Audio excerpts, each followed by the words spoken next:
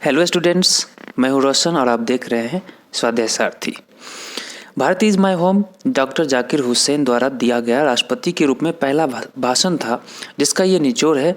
इसी के दरमियान हम पढ़ रहे हैं इसका चैप्टर एक्सप्लेनेशन। ये हमारा लेसन 2 है। लेसन 1 में हमने इसके इंट्रो पार्ट को देखा था। यदि आपने यह इंट्रो पार्ट नहीं देखा है तो पहले आप उसे देख लें ताकि कंटिन्यूटी बनी रहे। तो शुरुआत करते हैं। इस चैप्टर का टाइटल है, शीर्षक है भारत इज़ माय होम। इसका अर्थ हुआ Bharat is my home, Bharat मेरा घर है, भारत मेरा घर है। तो आइए अब हम स्टेंजा वाइज इसकी शुरुआत करते हैं, इसका एक्सप्लेनेशन देखते हैं, मीनिंग को समझते हैं। पहला स्टेंजा है, I must confess that I am overwhelmed by the trust of my people have placed in me by electing me to the highest office in the land।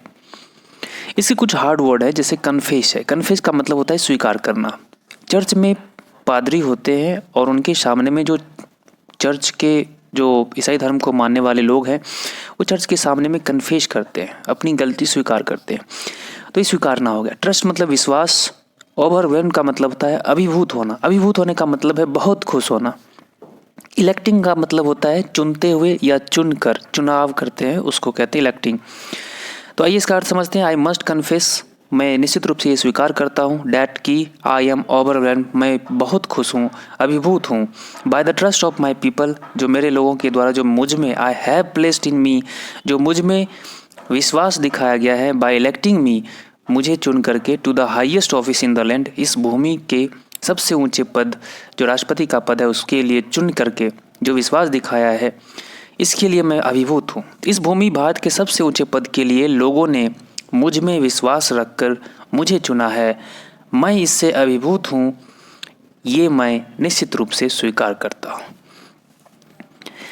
Stanza 2 की तरफ हम बढ़ते हैं, जिसका पहला लाइन है, Dr. Radhakrishnan brought to the presidency a mental equipment, a degree of erudition and wealth of experience rarely to be found anywhere।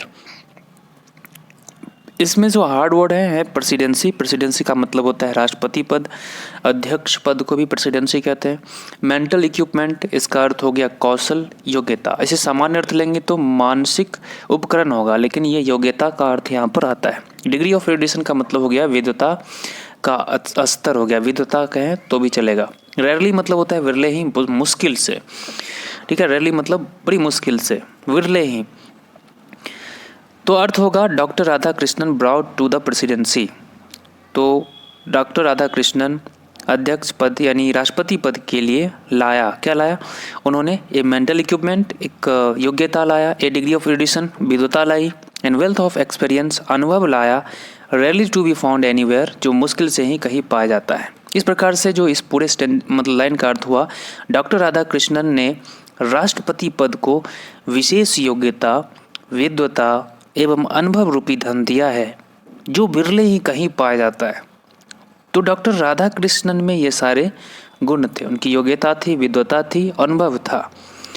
इसके आगे का लाइन है, during a lifetime devoted to the pursuit of knowledge and truth, he has done more than probably any other man to bring out and explain Indian philosophical thought and the oneness of all true spiritual values। इसमें जो hard word है उसमें है devoted. Devoted का मतलब होता है समर्पित। परसुएट का मतलब है तलाश करना, खोजना। ब्रिंग आउट का मतलब है स्पष्ट करना, अर्थ को स्पष्ट करना, प्रकाशित करना। फिलोसॉफिकल का मतलब हो जाता है दार्शनिक, कहने का मतलब दर्शन से संबंधित। वननेस का मतलब होता है एकात्मकता या अखंडता। तो ये सारे हार्ड वर्ड्स हो गए। इसमें एक और वर्ड्स हैं स्पिरिचुअल वैल्यूज, जिसका अर्थ हो गया आध्यात्मिक मूल्य। अब आते हैं इसके अर्थ को समझते हैं। ड्यूरिंग ए लाइफ टाइम, जीवन भर। Devoted to the pursuit of knowledge and truth, वे जीवन भर नॉलेज और सच की खोज में खुद को समर्पित कर दिया। He has done more than probably, उन्होंने ज़्यादा काम किया संभवतः एनी अदर मैन, जितना कोई दूसरा काम कर सकता था। किस क्षेत्र में? To bring out and explain Indian philosophical thought, जो भारतीय दार्शनिक विचार है उसको विश्लेषित करने के लिए और उसे प्रकट करने के लिए, उसे प्रकाशित करने में जितना उन्होंने काम किया था, अन्य व्यक्तियों ने उतना काम नहीं किया। And the oneness of all true spiritual values, और जितने भी आध्यात्मिक मूल्य हैं, सच्चे मूल्य हैं, उसकी एकात्मकता के लिए जितना इन्होंने काम किया था उतना किसी व्यक्ति ने काम नहीं किया। इस प्रकार से पूरे लाइन का मीनिंग हो गया, जीवन भर ज्ञान और सत्य की तलाश में खुद को समर्पित करते हुए उन्होंने भारतीय दार्शनिक विचारों को स्पष्ट करने एवं सच्चे आध्यात्मिक मूल्यों की एकात्मकता के लिए जितना कार्य किया, संभवतः उतना किसी ने नहीं किया।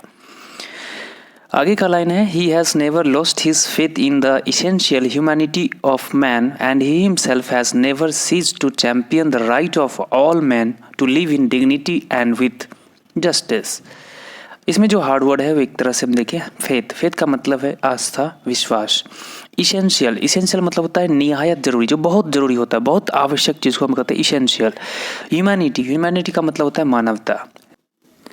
सीज्ड का अर्थ होता है रोकना, खुद को रोकना।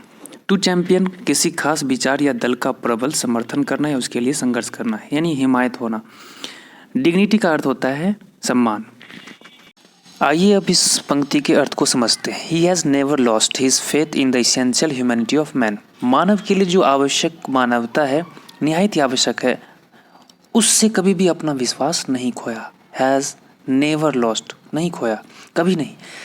एंड ही हिमसेल्फ, और उन्होंने स्वयं, हैज़ नेवर सीज्ड, कभी भी खुद को नहीं रोका। To champion the right of all man, सभी आदमियों, सभी व्यक्तियों की अधिकार की रक्षा के लिए कभी भी खुद को नहीं रोका। टू लिव इन डिग्निटी, ताकि वो सम्मानपूर्वक जीवन जी सके, एंड विद जस्टिस, और न्यायपूर्ण जीवन जी सके। इस प्रकार से पूरे पंक्ति का जो अर्थ निकलता है वो है, एक व्यक्ति के लिए निहायत ही आवश्यक मानवता में कभी भी उन्होंने अपना विश्वास नहीं खोया, और उन्होंने सभी व्यक्तियों के सम्मानपूर्ण एवं न्यायपूर्ण जीवन जीने के अधिकार की हिमायत करने से कभी भी खुद को नहीं रोका। तो ये उनकी खासियत थी डॉक्टर राधा कृष्णन की, जिनके बारे में doctor Zakir Hussain para number 2 में, यानी स्टेंजा 2 में बता रहे हैं।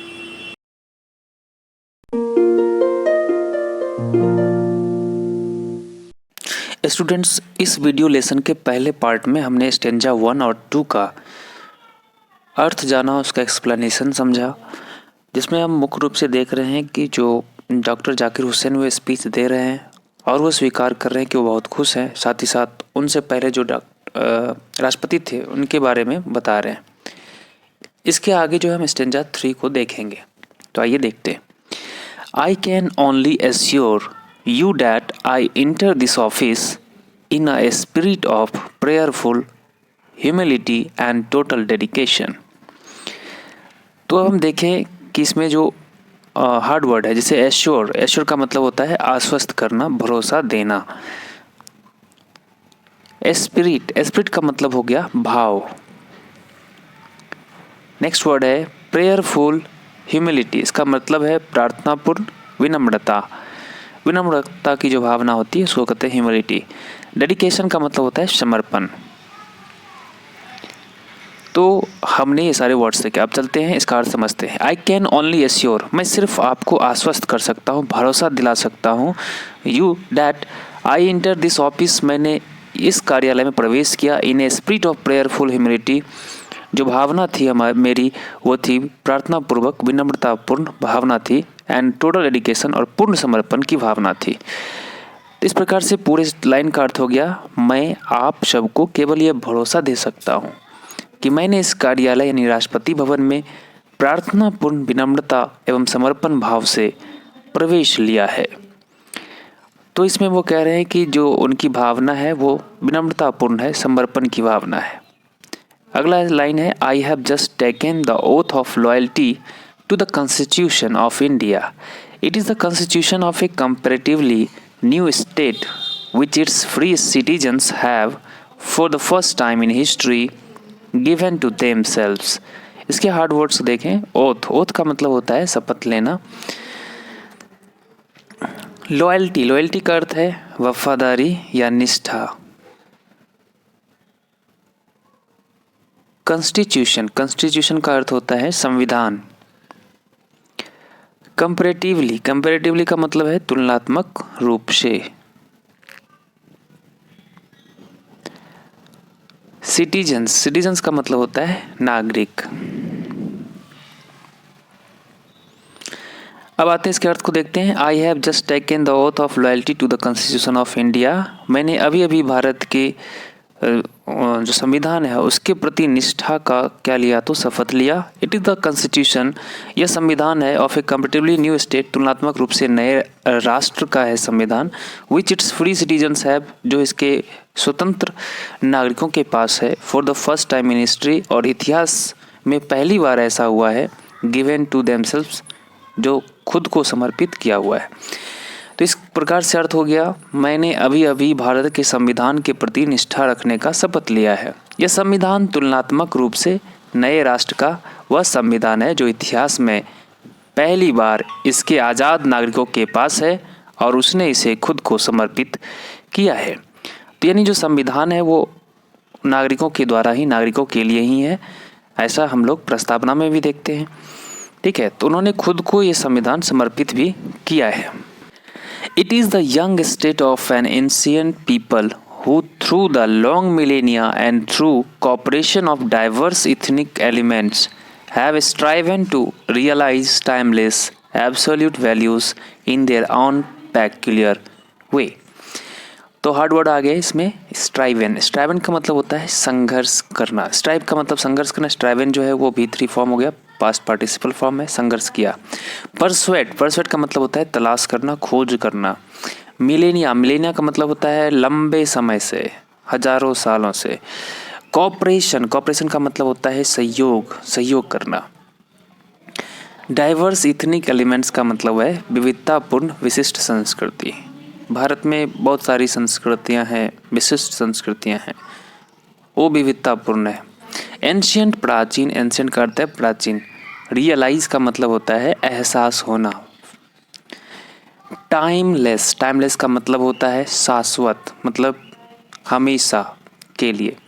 एब्सोल्यूट वैल्यूज, इसका मतलब है परम मूल्य।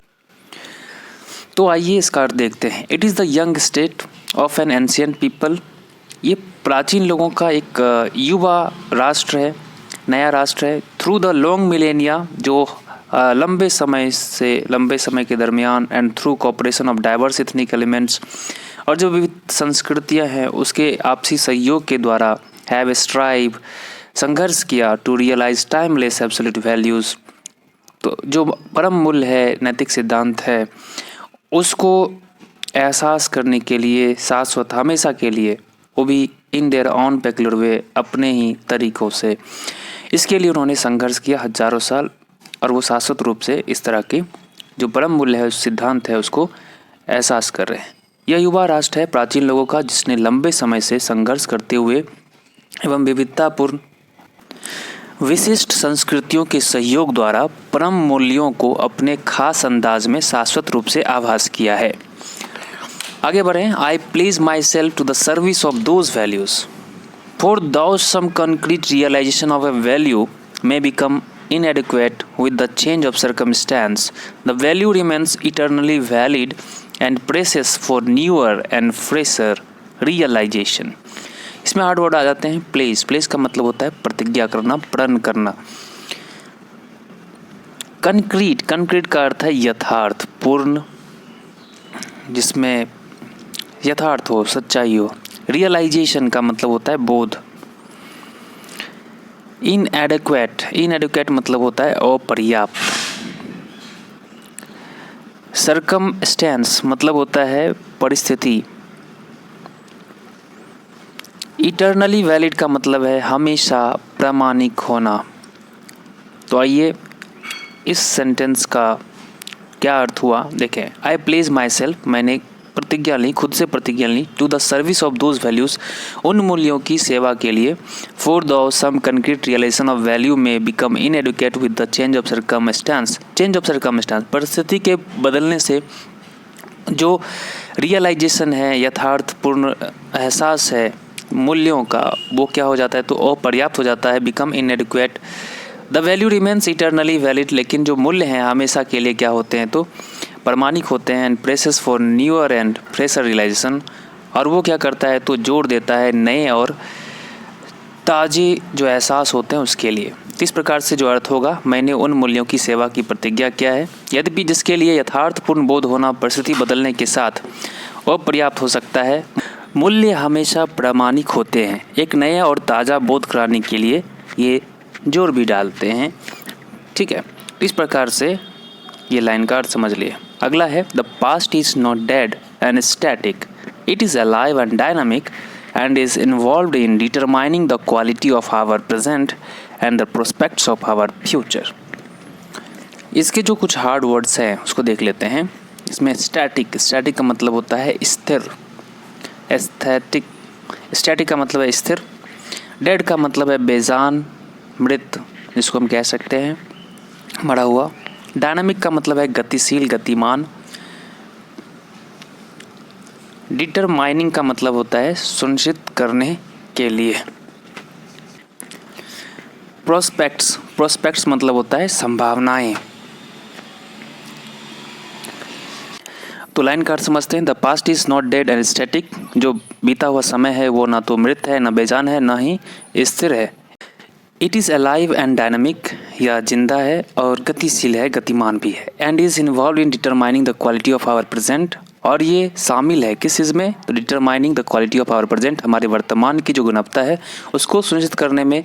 And the prospects of our future, जो हमारी भविष्य की संभावनाएं हैं उसको सुनिश्चित करने में ये जो हमारा जो भूत है यानी बीता हुआ समय है वो शामिल है। किस प्रकार से पूरे सेंटेंस का जो अर्थ होता है वो है, बीता हुआ समय बेजान व गतिहीन नहीं है, यह जिंदा और गतिशील है और वर्तमान की गुणवत्ता एवं भविष्य की संभावना सुनिश्चित करने में भी शामिल होता है। यानी जो बीता हुआ समय है वो हमारे वर्तमान की गुणवत्ता को सुनिश्चित करता है, भविष्य की संभावनाएं को भी सुनिश्चित करता है। अगला स्टेंजा है स्टेंजा नंबर 4। आइए देखते हैं स्टेंजा नंबर 4 का पहला लाइन है, the process of its constant renewal is Indeed the process of growth of national culture and national character. इसमें जो हार्ड वर्ड है उसको हम लोग देख लेते हैं। सबसे पहला वर्ड आया प्रोसेस का मतलब होता है प्रक्रिया। कांस्टेंट का मतलब यहाँ नियमित है, निरंतर है, लगातार है। रिन्यूअल का मतलब है नवीनीकरण, नया करने की जो प्रक्रिया होती है इसको रिन्यूअल कहते हैं। इंडीड का मतलब है निसंदेह या वास्तव में। नेशनल कल्चर, इसका मतलब है राष्ट्रीय संस्कृति। अगला वर्ड है नेशनल कैरेक्टर। नेशनल कैरेक्टर का अर्थ होता है राष्ट्रीय चरित्र। तो आइए अर्थ समझते हैं। The process of its constant renewal is, मतलब इसके लगातार निरंतर नवीनीकरण का जो प्रक्रिया है। इंडीड, वास्तव में। निसंदेह, the process of growth of national culture, ये राष्ट्रीय संस्कृति के विकास की प्रक्रिया है। एंड नेशनल कैरेक्टर, जो राष्ट्रीय चरित्र है इसके विकास की प्रक्रिया है। तो जो लगातार निरंतर नवीनीकरण की जो प्रक्रिया है वो वास्तव में राष्ट्रीय चरित्र और संस्कृति की विकास की प्रक्रिया है। तो इसके निरंतर नवीकरण की प्रक्रिया वास्तव में राष्ट्रीय संस्कृति एवं राष्ट्रीय चरित्र के विकास की प्रक्रिया है। ठीक है, तो मतलब समझ रहे हैं। इसके आगे का लाइन देखें। It is the business of education as I see it to minister this constant renewal, and I may be forgiven the presumption that my choice to this high office has mainly, if not entirely, been made on account of my long association with the education of my people। तो इसमें जो hard word आ रहे हैं उसको हम लोग देख लेते हैं। बिजनेस का यहाँ पर अर्थ है सरोकार, कार्य। टू मिनिस्टर, यहाँ पर टू मिनिस्टर का मतलब है प्रबंध करना, व्यवस्था करना। प्रिजम्पशन का मतलब है पूर्व धारणा या धारणा भी कह सकते हैं। इंटायरली मतलब होता है पूर्ण रूप से या पूरे तौर से। ऑन अकाउंट ऑफ, इसका अर्थ होता है के कारण। एसोसिएशन का अर्थ है संबंध। आइए तब इसके लाइन का अर्थ समझते हैं। It is the business of education, ये शिक्षा का काम है। एज आई सी इट, जैसा कि मैं देखता हूँ या मैं समझता हूँ।